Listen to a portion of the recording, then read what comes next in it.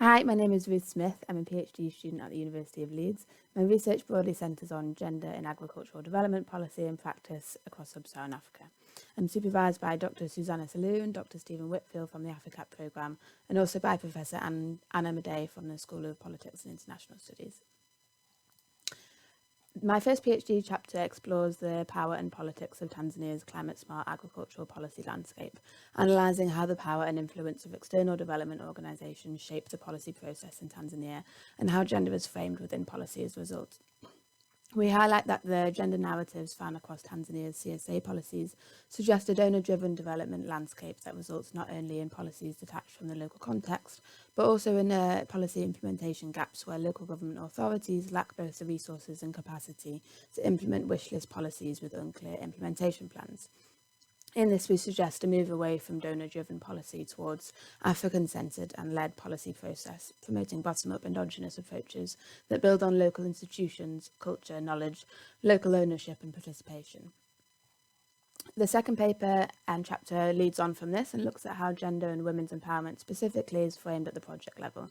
And in this, we collaborated with colleagues from the University of Business and Integrated Development Studies in Ghana and also with CARE International to explore their gender transformative approaches portfolio in sub-Saharan Africa, looking at how they conceptualise women's empowerment within their projects and how this aligns to local understandings of empowerment in sub-Saharan African communities.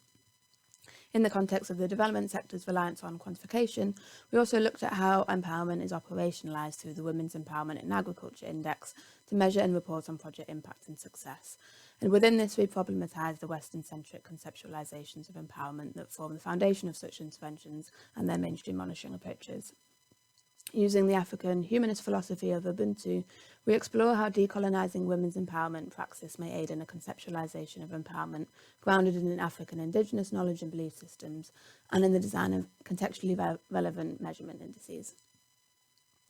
These two papers are in review whilst I work on my third paper, which explores the political economy of mainstream approaches to gender equality and women's empowerment, looking at how big donors like the Bill and Melinda Gates Foundation exert their immense power and contribute toward agenda setting in this area.